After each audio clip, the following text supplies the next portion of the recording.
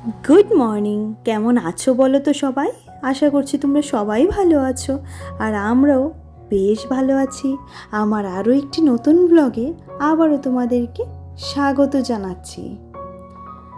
তো ঘড়িতে বাজে এখন সকাল 7:10-15 হবে, আর চলে এলাম ছাদে ফুল তুলতে। তো চলো ফুল তুলে নিয়ে তারপর গোপসোনার সেবা তো অবশ্যই করব। তো সেই কারণে ফুল তুলতে, আর এত রোদ উঠেছে আজকে, রোদটা না একদম গায়ে এসে লাগছে জানো তো। আর আজকে রথযাত্রা, তো শুভ রথযাত্রার সবাইকে শুভেচ্ছা, অভিনন্দন ও ভালোবাসা। আর কার কার এদিকে রথ কীরকমভাবে হয়েছে সেটা আমাকে জানিও। আমি রথে যাই না, তার কারণে রথ দেখতে যেতে পারি না কখনোই, কারণ সংসারে তো কাজের মাঝখানে তারপর রথের টাইমেই দেখবে বৃষ্টিটা আসে। তো সেই কারণে না মিঠিকে নিয়ে যাওয়ার আর সাহস পাই না, আর মিঠির পাপা আজকে বাড়িতেও থাকবে না, সেই কারণে তো আরও যেতে পারবো না। তো এদিকে ফুল তুলে নিয়ে এবার চলো ঘরেই যাই। আর এই যে গোপসোনার সকালের সেবা হয়ে গেছে, এবার ইনি বসবেন একটু। আর আজকে যেহেতু রোববার, তো সেই কারণে মিঠির আঙ্কেল আসবে এখন, আর্টের আঙ্কেল। তো সেই আর্ট করুক বসে বসে, আর আমি এদিকে আমাদের জন্য চাটা বানিয়ে নিই। আর এদিকে দেখো আকাশটা একদম পরিষ্কার, একদম হালকা নীলচে কালার, বেশ ভালো লাগছে। যথারীতি চা নিয়ে নিলাম, এবার চলো চাটা খাওয়া হয়ে যাক, তারপর আসছি। আর গতকালকে তোমাদেরকে বলেছিলাম যে আজকে আমাদের একটা নেমন্তন্ন আছে, খুব সুন্দর নেমন্তন্নটা। তো সেখানে যাব। সুন্দর নেমন্তন্ন কেন সেটা তোমরা অবশ্যই জানতে পারবে। আর এদিকে দেখো কাঁকরোল ভাজার ঢেঁড়স ভাজি করে নিয়েছি। তো মিঠির জন্য সকালে ভাত নিয়ে নিচ্ছি, তাকে সকালে আর অন্য কিছু দিইনি, ভাবলাম ভাতটাই খাইয়ে দিই। তো সেই কারণে ঢেঁড়স ভাজা দিয়ে ওর জন্য ভাত নিয়ে নিচ্ছি, আর ওর তো ঢেঁড়স ভাজা ভীষণই প্রিয়। তো সেই কারণে না যন্ত্রণা করবে না, খেয়ে নেবে ভাজা দিয়ে ভাত। তো যথারীতি ভাজা রান্নাবান্না করে আসার পর দেখো এদিকে ঘরটাও মুছে নিচ্ছি। আর যেহেতু রান্নার সাথে আর বান্না সেরকম কিছুই নেই, কারণ রান্নাবান্না তো সেরকম কিছু হয়নি, তো সেই কারণে না রান্নাঘরটাও খুব বেশি একটু নোংরা হয়নি। তো সেই কারণে চলে এলাম দেখো এদিকে ঘর মুছতে, আর ওইদিকে সমস্ত কিছু পরিষ্কার করে তারপর এদিকে এসেছি। আর তারপর কাপড় চোপড় যে গতকালকে বেড কভারটা চেঞ্জ করেছিলাম, অনেক কিছু আছে, তো সেগুলি না এখন সুন্দর করে ধুয়ে নেব, ধুয়ে তারপর ছাদে নিয়ে মেলে দেব। তো এই করে করে না ঘড়িতে কখন যে 11টা বেজে গেছে। আর এই মুহূর্তে না প্রচণ্ড তাড়াহুড়ো লেগে গেছে, কারণ পুজো দিতে হবে, স্নান করতে হবে। যেহেতু রোববারটা আমি সকালে স্নান করতে পারি না, যেদিন একটু অসুবিধা থাকে সেদিন গা হাত পা ধুয়ে গোপসোনার সেবাটা, সকালের সেবাটা আগে দিয়ে নিই, তারপর দুপুরেরটা দুপুরে করি। তো আজকেও সেরকম একটু তাড়াহুড়োর ব্যাপার, কারণ মিঠির আঙ্কেল আসবে। তো সেই কারণে ঘরে তো আর পুজো নিয়ে বসে থাকলে, যেহেতু মিঠি এই ঘরেই পড়ে, তো সেই কারণে একটু অসুবিধা হয়ে যায়। তো যথারীতি গা হাত পা ধুয়ে গোপসোনার সকালের সেবা কমপ্লিট করে এবার এদিকে দেখো আগে এগুলি ধুয়ে মেলে দেব, তারপর এসে স্নান করে পুজো দিয়ে নেব। আর এই মুহূর্তে আমি আমার কিছু সুন্দর সুন্দর বন্ধুদের নাম বলে নিচ্ছি। তো হচ্ছে সঙ্গীতা, পিয়ালি, ঋতু দিদিভাই, তারপর সায়ন সোহান ফ্যামিলি ব্লগ, শম্পা, তারপর হচ্ছে স্বপ্নাস কুকিং টেকনিক, মায়া দিদিভাই, শ্রাবন্তী ডেইলি লাইফ কুকিং, তারপর হচ্ছে তোমার মনিকা দিদিভাই। আর তোমাদের কাছে একটাই রিকোয়েস্ট, তোমরা প্লিজ আমাকে এভাবেই সাপোর্ট করে যাও, আর ভালোবাসা দিয়ে যাও, কারণ তোমাদের সাপোর্ট আর ভালোবাসার ভীষণ দরকার আমার। তো সেই কারণেই। আর এদিকে দেখো তোমাদের সাথে বক বক করতে করতে কাপড় চোপড় ধুয়ে এনে দেখো মেলেও দিয়ে নিচ্ছি। আর প্রচণ্ড গরম লাগছে জানো তো বন্ধুরা, এত গরম লাগছে কি বলবো, কারণ রোদটা না ভীষণ মানে উঠেছে, ভীষণ রোদের তাপ। তো সেই কারণে এত রোদ উঠছে, তো দেখবে বিকালবেলা আবার বৃষ্টি আসবে, যেহেতু আজকে রথযাত্রা, বৃষ্টি তো আসবেই, তাই না? তো এদিকে বেড কভারটাও মেলে দিচ্ছি। আর এদিকে কিন্তু আকাশে কালো মেঘ হয়ে আসছে, কালো মেঘ একদম জমে যাচ্ছে মেঘগুলো, তো মনে হচ্ছে বিকেলবেলা বৃষ্টি আসবে। বিকেলে বৃষ্টি আসলে একটাই ভালো, যে মানে ওয়েদারটা একটু ঠান্ডা হবে। আর আজকে রোদটাও ভীষণ দিয়েছে। আর এদিকে কাপড় চোপড় মেলে দিয়ে এসে গোপসোনার সেবাও হয়ে গেছে আমার। আজকে না খুব বেশি একটা তোমাদের সাথে ডিটেলে শেয়ার করতে পারিনি, যেহেতু সকালে স্নান করা হয়নি না, সব কাজগুলোতে হচপচ লেগে গেছিলো জানো তো। তো এদিকে দেখো আমাদের লাঞ্চ মেনু, এটা হচ্ছে কাঁকরোল ভাজি আর ভেন্ডি ভাজি, আর হচ্ছে ডাল, আর আমি একটু আচার নিয়ে খেয়ে নেব, বাস এইটুকু হলে আমাদের হয়ে যাবে, যেহেতু রাত্রে আবার নেমন্তন্ন আছে, তো সেই কারণেই। আর এদিকে দেখো এটা হচ্ছে সন্ধেবেলা। গুড ইভিনিং ফ্রেন্ডস, আমার রাতে রাতের পুজো টুজো সব হয়ে গেছে। এবার বিছানাটা গুছিয়ে নিজেরা রেডি হব, ঘরটা একটু গুছিয়ে রেখে যাব, কারণ কোথাও যাওয়ার আগে দেখবে ঘরটা যদি গুছিয়ে রাখা যায় না, রাতে এসে মানে একদম কখন আসবো তো তার ঠিক নেই, যেহেতু রাতের নেমন্তন্ন। তো সেই কারণে রাতে এসে তাড়াতাড়ি করে বিছানাতে গাটা ফেলতে পারবো, তাই না? আর মিঠি তো এসেই ঘুমের কথা বলবে, কারণ সকালে তার স্কুল আছে। তো সেই কারণে বিছানাটা সুন্দর করে রেখে তারপর যাব, যাতে সব কাজগুলি কমপ্লিট থাকলে মেয়েটা এসে ঘুমাতে পারে। আর এদিকে দেখো আমার বিছানা করা হয়ে গেছে, এই মুহূর্তে সোফাটাকেও গুছিয়ে নিচ্ছি। সকালেই কাজগুলি একবার করেছিলাম, কিন্তু খুব ডিপলি করতে পারিনি, কারণ বললামই তো আজকে একদম তাড়াহুড়ো লেগে গেছিলো। কারণ রোববার দিনটা হলে না আমার এই একটা সমস্যা লেগে যায়, যেহেতু আঙ্কেল ঘরে আসে, তো আঙ্কেলকে ঘরে রেখে তো আর স্নানে যাওয়া যায় না।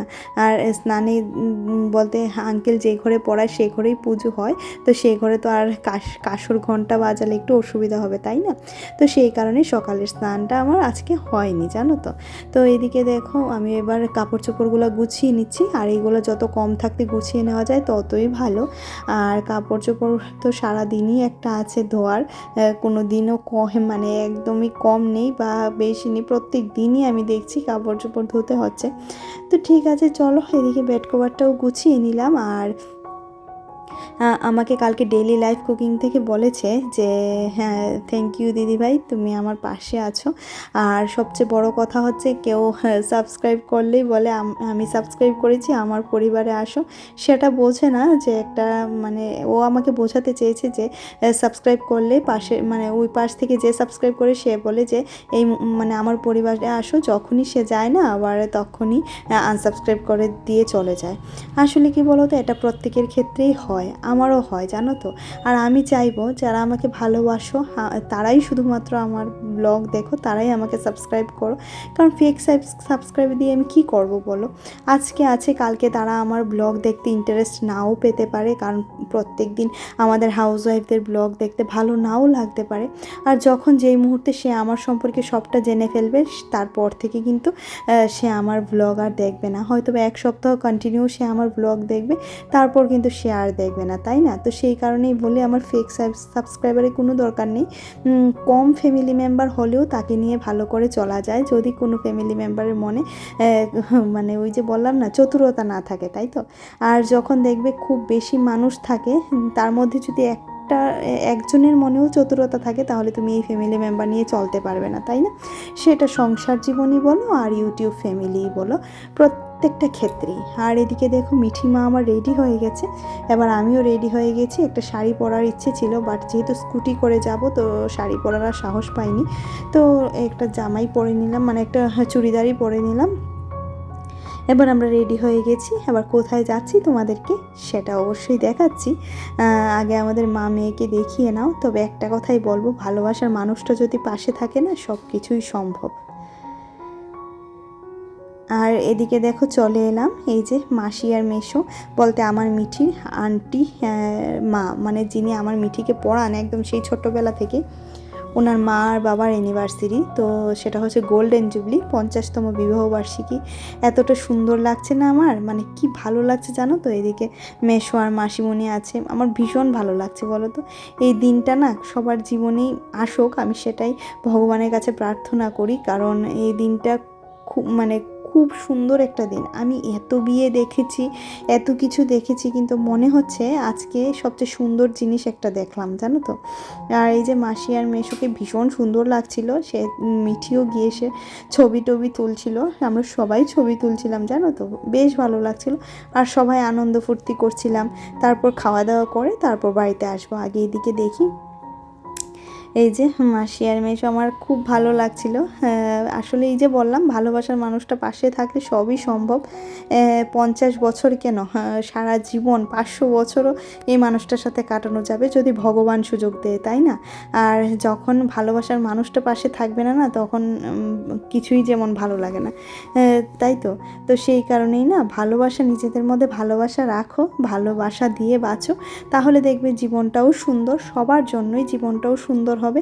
আর ভালোবাসা থাকলে না সব কিছুই সম্ভব। এই যে ওদের যে 50তম বিবাহবার্ষিকী, ওরা কি কঠিন পরিস্থিতির শিকার হয়নি? হ্যাঁ, অবশ্যই নিশ্চয়ই হয়েছে, কারণ এত বছরে নিশ্চয়ই অনেক ঝড়ঝাপটাও এসেছে, কিন্তু ওরা কিন্তু পাশে পাশে আছে, সেটাই হচ্ছে সবচেয়ে বড় কথা। ভালোবাসা থাকলে সবটাই সম্ভব। আর আমিও ভগবানের কাছে প্রার্থনা করি সবার জীবনে এই দিনটা আসুক। বেশ সুন্দর লাগছিল মাসিমণিকে, মেসোমশাইকে ভীষণ সুন্দর লাগছিল। আর মিঠি একটু পরপর গিয়ে ছবি তুলছে, তারপর ওদের সাথে দাঁড়িয়ে ছবি তুলছে। বেশ মিঠিও খুব ভীষণ খুশি, জানো তো। আর মিঠিও তো এই প্রথম দেখলো। তো মিঠি আবার ও দাদু দিদুনি বলে ওদেরকে।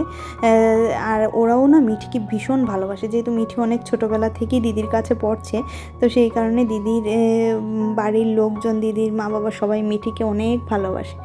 তো কেমন হয়েছে আজকের ভিডিওটা জানিও, আর যদি কোনো কিছু ভুল বলে থাকি তাহলে প্লিজ আমাকে ক্ষমা করে দিও।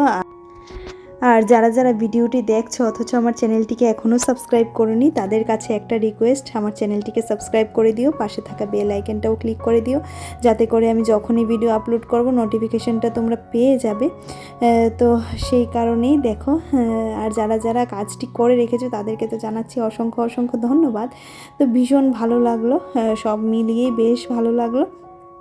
আর সবাই আমার পাশে থেকো, আমি অবশ্যই তোমাদের পাশে আছি, থাকবো।